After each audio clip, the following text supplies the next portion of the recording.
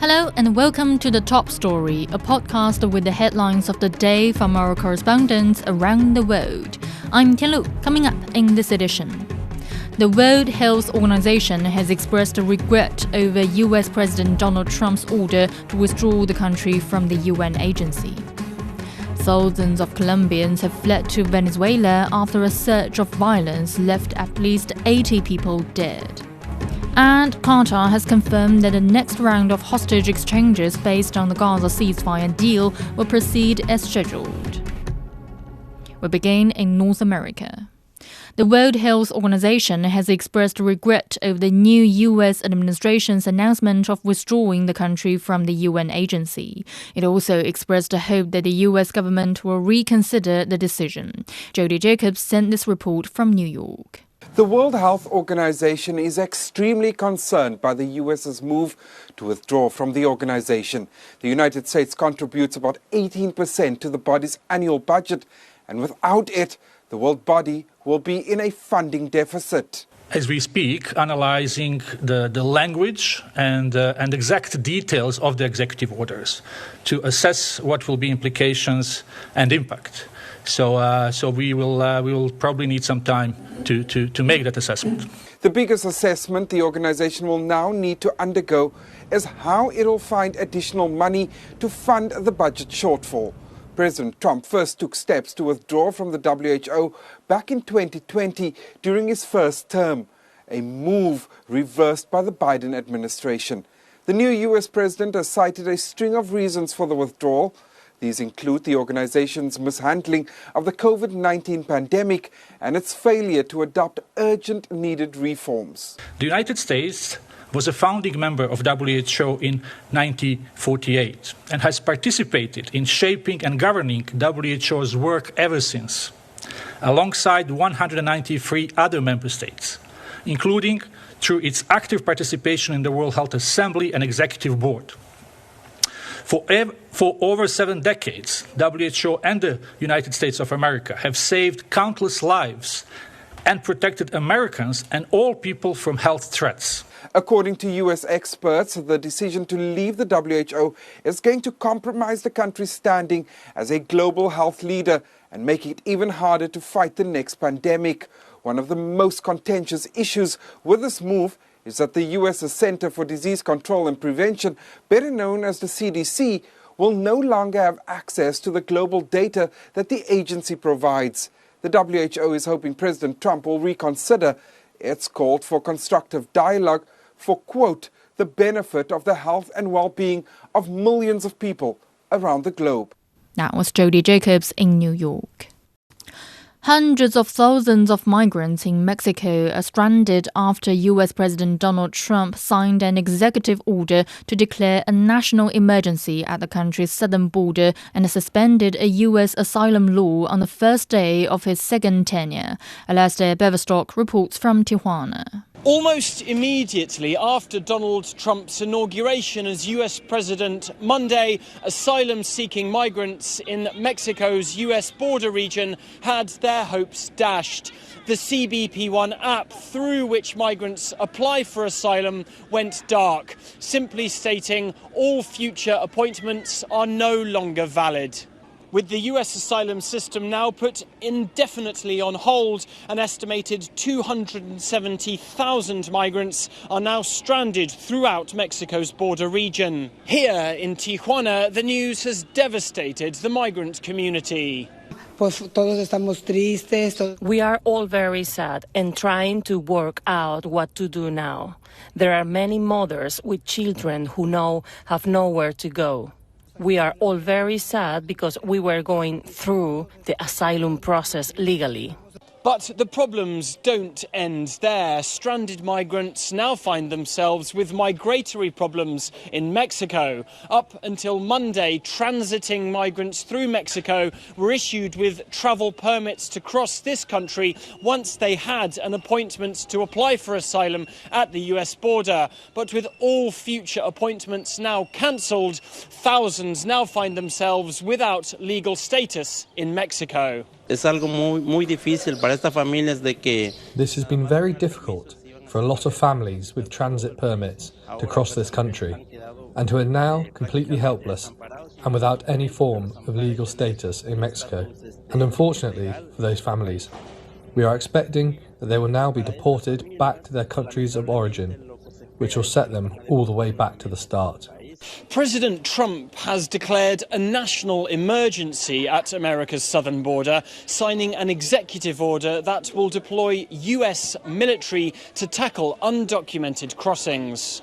Mass deportations are also expected to begin in the US at any time and could overwhelm shelter services here as tens of thousands of people may be transported to border towns like Tijuana. Meanwhile, northbound migration continues with at least one migrant caravan currently moving north through Mexico towards this border. So we're looking at a situation which may soon reach a crisis point here in Tijuana. That was Alastair Beverstock reporting. Staying in America, about 20 U.S. states and San Francisco have filed a federal lawsuit challenging President Trump's executive order that will deny U.S. citizenship to children born to undocumented immigrants and temporary visa holders. The lawsuit contends that Trump's directive defied the 14th Amendment citizenship clause, threatening to strip tens of thousands of American-born children of birthright each year. Tony Waterman reports from Eagle Pass, Texas. The executive order receiving the most scrutiny is the one attempting to end birthright citizenship for children born to immigrant parents and also children of people in the country temporarily. A number of lawsuits have been filed, including one from a group of 18 Democratic state attorneys general who say that stripping away this right is outside of presidential power. They also say it's in direct violation of the 14th Amendment of the Constitution, which for the past 160 years has granted citizenship to nearly everyone. The only exception are diplomats who remain under the jurisdiction of their home country.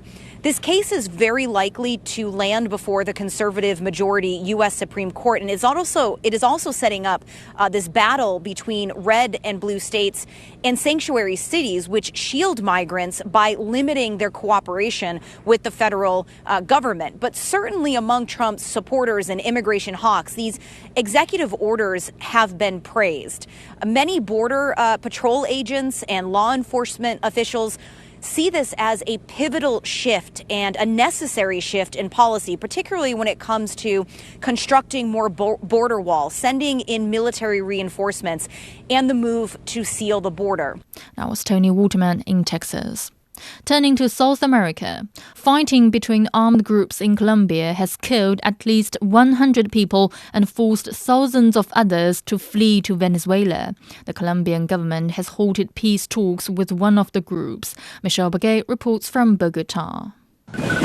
More than 20,000 people have been displaced, with many fleeing to neighboring Venezuela. More than 100 deaths have been reported in the last week in different parts of the country. The clashes involve armed groups that are fighting over control of drug trafficking routes in the Guaviare and Catatumbo region. Colombia's President Gustavo Petro has declared a state of internal unrest and an economic emergency. He also suspended peace talks with the National Liberation Army guerrilla group, also known as the ELN, which operates in the region. President Petro's security strategy, under the name Total Peace, has faced challenges since its implementation in 2022. The Total Peace strategy was a valid attempt because it understood that there are a lot of armed groups, lots of regions, and lots of problems. But the problem was tackling it all at the same time without any death. One Colombian security and defense analyst says the effort has lost momentum or will simply fail over the remaining 2 years of Petro's term. Local officials are asking the government to help quell the violence for the next 24 hours, to create a humanitarian corridor and allow citizens caught in the middle to leave their homes. That was Michelle Bagay on the latest violence in Colombia. Moving on to the Middle East, Qatar has confirmed that the next round of hostage exchanges based on the Gaza ceasefire deal will proceed as scheduled this weekend. A foreign ministry spokesperson says efforts are underway to finalize the details through coordination and the exchange of name lists between the involved parties. UN humanitarians say a surge of humanitarian aid continues to enter Gaza since the ceasefire agreement took effect on Sunday. Rami Al-Magari has the details from Han Yunis. The situation here is getting calmer following incident in which a 12-year-old boy was killed by an Israeli army fire in southern Gaza Strip city of Rafah. And the Israeli army said that he was in an area that the army warned the people, the population, against approaching, as there has been a presence of Israeli army in southern Gaza Strip, in the middle of the Gaza Strip, also in the northern Gaza Strip. Still, there are areas. So the situation is calm despite this incident, and the truckloads of aid are entering the Gaza Strip regularly through the Rafah crossing terminal.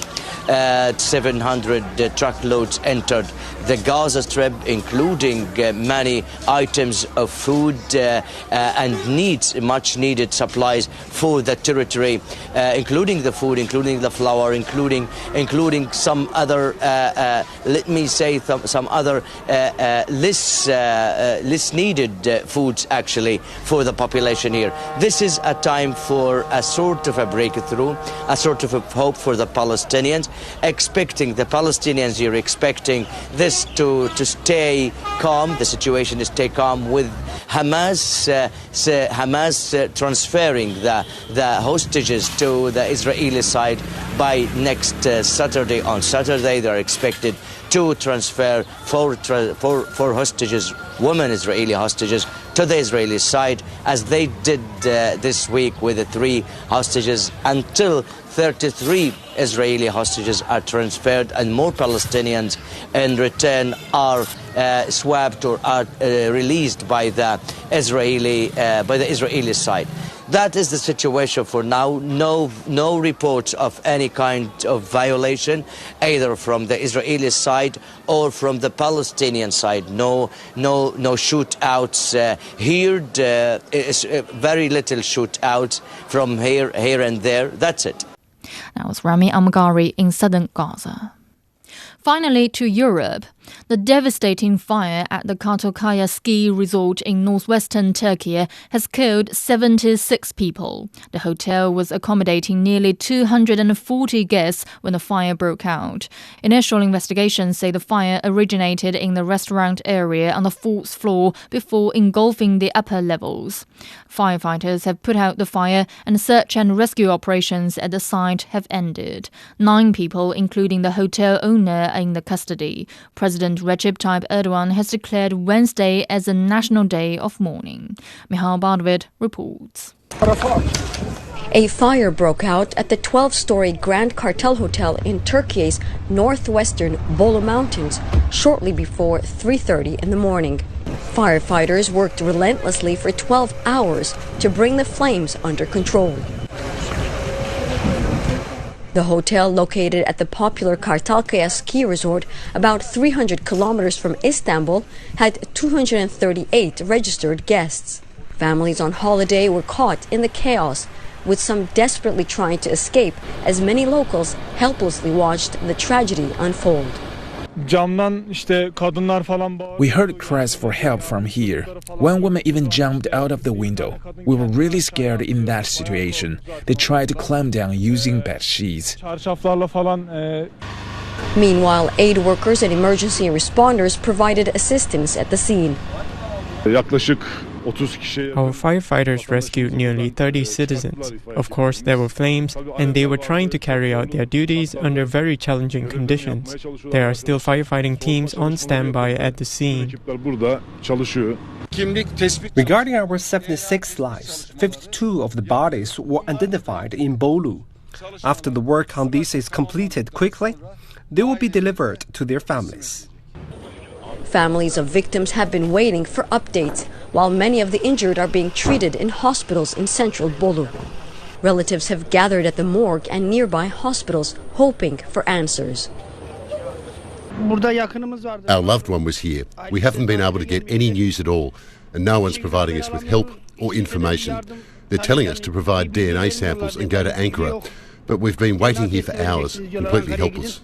Turkish President Recep Tayyip Erdogan has vowed accountability, as some guests allege negligence, with one suggesting the hotel's fire detection system failed. An investigation has been launched, and 9 people, including the hotel's owner, have been detained.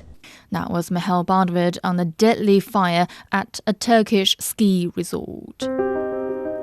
Now recapping today's headlines. The World Health Organization has expressed regret over US President Donald Trump's order to withdraw the country from the UN agency. Thousands of Colombians have fled to Venezuela after a surge of violence left at least 80 people dead.